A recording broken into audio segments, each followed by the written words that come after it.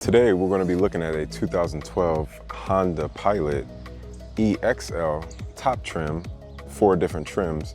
This is a top trim and this comes fully loaded. So we're going to talk about this today.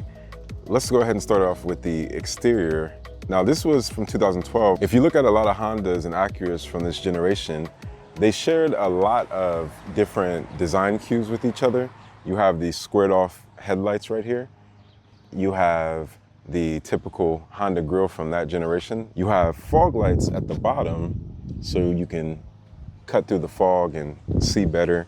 You have a little vented grille that comes with 18-inch rims with 235s, 18s, 60Rs. 60R is how tall the tire is, 5-lug wheel, and it is a real rim, aluminum rim. Comes with ventilated disc rotors in the front and rear. And you have this real boxy design that a lot of people love that is very reminiscent from the 80s in a way, but also has the curves of the 90s.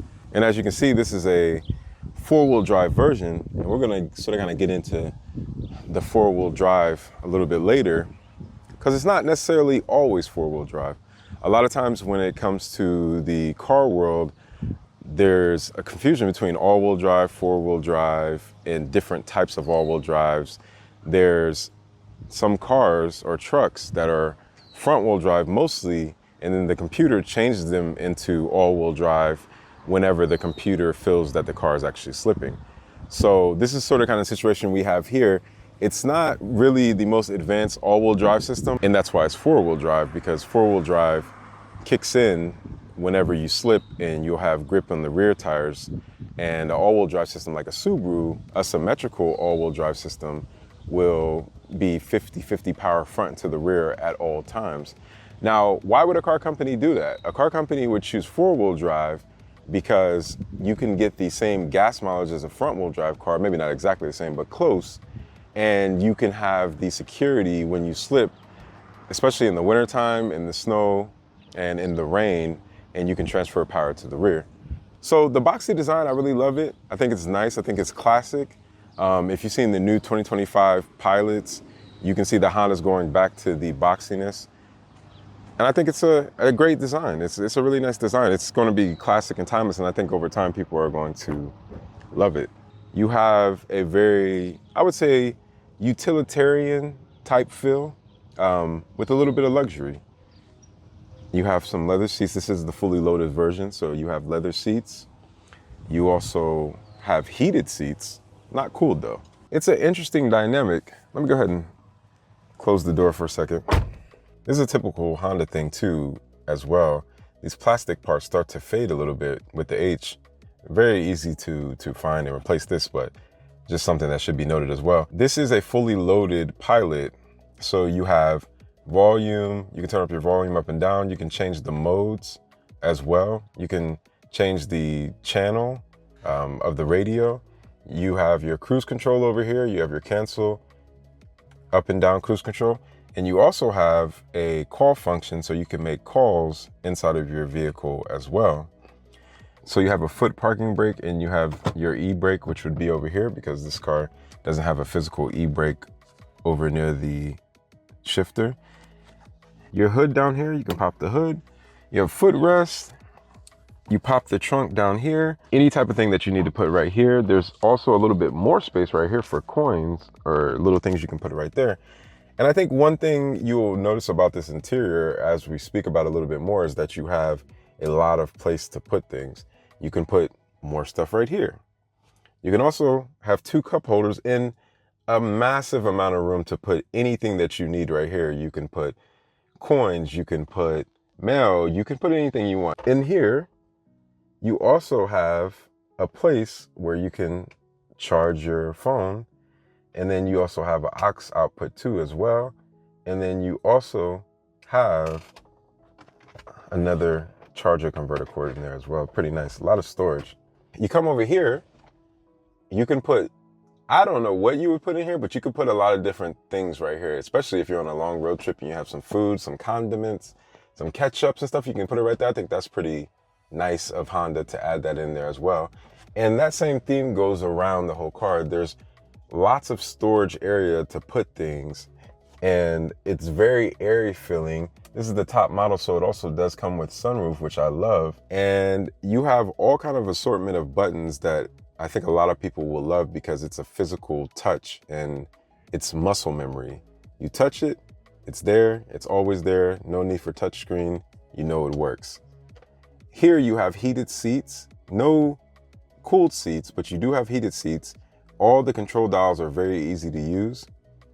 You also down here have your dials, left, right, for the navigation. Now it says 2012, the navigation system is obviously dated, but it does still work. And if for some reason you didn't want this old navigation system, you can always upgrade to a newer screen and maybe even put a newer deck in here as well. But the navigation does work. So we'll go down here and you can actually, first of all, there's a dial on the outside. So to zoom in, as you see at the bottom, down here, it will say 1, turn to the right, 1/4, and so forth. And you can zoom in and out that way. And it takes a second for it to react. But you can zoom in and out that way and you can find where you want to go. So let's just pick a random place in the map right here. Let's say we want to go somewhere in Dublin. So what you'll do is you'll pull this and hold it to the side of where you want to go. And when you find out where you want to go, just click in the middle. It will zoom in. Let's just keep pushing the middle to zoom in again. Let's just a random address. So this is your destination, and you can use the scroller on the outside of this button. See the scroller on the outside? And then come back to here, and then you just push, set destination, set as new destination. It calculates. Proceed to the highlighted route, then the route guidance will start. And then you're on your way. You have another charger right here going with the utilitarian style. It's just, you have really everything you need. And this has the most room in its class. For 2012, it led in everything. It was the leader in room and everything, except for one thing, which would be cargo space, but it was almost the leader in that as well. Now let's talk about the motor a little bit. This comes with the J35 single overhead cam. So instead of 2 camshafts, you have 1. It comes with 250 horsepower at around 5,700 RPMs. And it comes with the 253 pounds of torque around 4,400 RPMs. So this is a tried and true V6. This is a Honda 3.5 liter i-VTEC, which is a variable valve timing system. And it's single overhead cam. So you get the famous Honda VTEC for fuel efficiency. And once you go over a certain RPM, you gain more power. Adjustment of the valves after a certain amount of miles is definitely recommended. These J35 motors are very, very reliable. And this motor will last for a very, very long time. They're in the Honda Accords, they're in the Pilots, they're in the Acuras. This motor is tried and tested and has been produced by Honda for a very, very long time. So won't really have too many problems with it. A couple of common problems that occur is maintenance things, like most cars, but I would say even less than most cars, is timing belt. Make sure you check your timing belt, make sure it's changed. Make sure you look at the online manual and see when that has to be changed, whether it be every 80,000, 60,000, 70,000, 100,000 miles, whatever it might be. But for the most part, this motor, outside of timing belt that everybody should change, because that's a very important part of the inside of your motor. That's for the timing of your actual motor and when parts move and keeping them in check, as well as with the ECU that tells it like through the computer. But also you want to make sure you check your EGR valves, because the EGR valves are also known to go bad in these cars after a while. So let's open the trunk, hold the button. After about 1 second of holding it, the trunk pops up. Now you can see so much space, so much space. And if you fold the seats down, you'll even have more space, like a ridiculous amount of space. And this almost folds flat as well as far as the rear seats. Back here you have vents, and this can ventilate things in the back of the cargo area on the trunk too as well. And you know, who knows, maybe somebody will sit here and maybe they have to relax. You also have cup holders here too. So if you're out camping or doing your thing in wilderness, you have a little bit of compartments down there, and then you have cup holders as well. You have vents, and you have speakers as well. This comes with 6 speakers. You have another power outlet out here. You also have a coat hanger or some type of hanger you can hang things off of right here as well. And you have accessory hooks too that you can hook things that go all the way across to hold your items in, like nets or any extra accessories it has. You push that down, pull it up, and you have even more cargo space.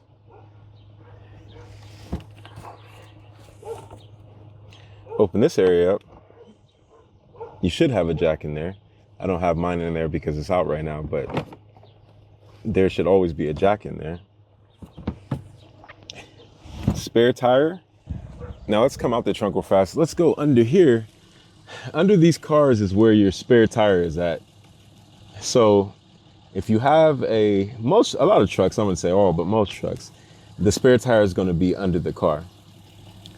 So how you would get to that is you would have to go here and go through this way, loosen up, and then the rim will come from under there. But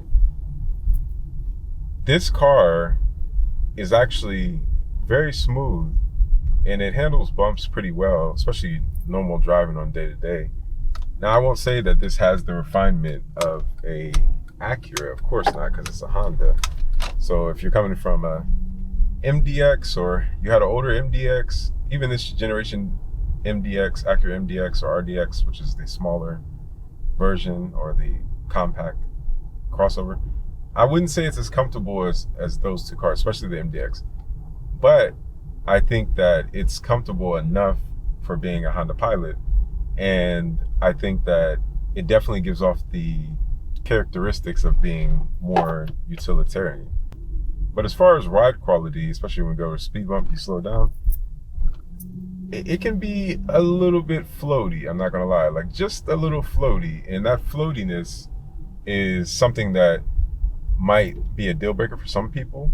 I think for most people it would be okay on a daily drive, but the suspension is a little bit floaty. So the front has McPherson struts suspension, and the rear is a multi-link suspension.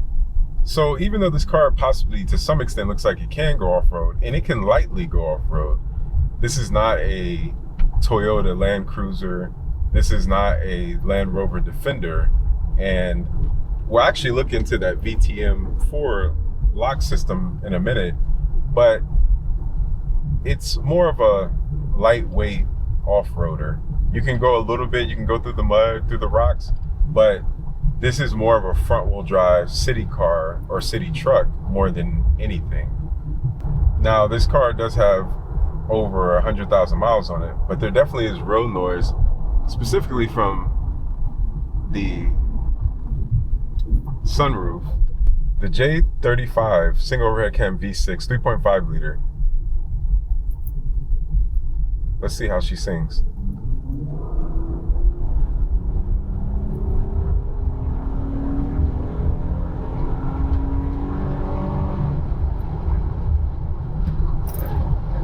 Pulls very beautiful above 4,000 RPM. I mean, this thing pulls nice, and it just keeps pulling.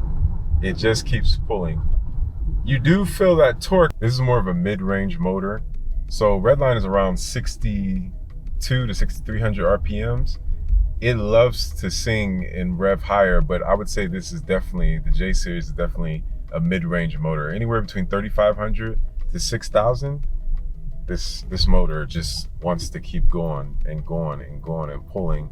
Now, this is not necessarily a truck that you would buy if you want handling. You would buy a Acura MDX or maybe a Porsche Macan or a Porsche Cayenne. It has plenty of cargo space. It can fit your kids. It's going to be reliable. Running cost every year is going to be between $4,000 to $5,000 with typical tires and oil changes and things of that nature. Of course, it can be a little bit lower than that if you drive less. But overall, I think that this is a compelling package, especially for a truck that you're getting into, especially your first truck if you're getting into it. I think that this would be a good learner truck, and the Honda Pilot has a cult following too, so the people that love Honda Pilots love them. And they keep this tradition pretty good when it comes to design. The new 2025 Honda Pilot is very squarish and bricky as well, a little bit less, but nonetheless, you can tell it comes from this same generation. So would I buy this truck, and who is this truck for? Yes, I would buy this truck if I was the person that was utilitarian, that wanted to go hiking or biking, and you wanted to leave your truck in the parking lot or maybe go off-road a little bit in the dirt and mud a little bit. If I'm hardcore off-roader, I would go for the Land Cruiser or maybe a 4Runner, Toyota 4Runner, something that has a more robust and stronger suspension to withstand the harshness of off-roads and rocks and things hitting on the bottom of your car, so the materials that the suspension parts are made of, and also the clearance height, which, if I'm correct, this Honda Pilot only has 8 inches of clearance height, so you're not going to be going over big boulders because you're going to tear off the bottom of your suspension and suspension parts. And it also doesn't have a skid plate as well either, which it shouldn't because it's not an off-roading truck like that. But you can do light stuff. If you're the person that just wants to get to point A to point B and have a lot of space so you can take your friends around, or you can move things, you have a bike, or you have different art pieces that you haul, yes, this is for you. If you're a person that likes a good amount of power and torque at a great refinement level, and also wants a reliable motor that doesn't break your pocket, yes, this tried and true J35 single overhead cam version V6 is a good motor. Just change the timing belt and you should be pretty good. Please like and subscribe, turn on the bell notification so you can get all my video as well. And until next time, keep driving.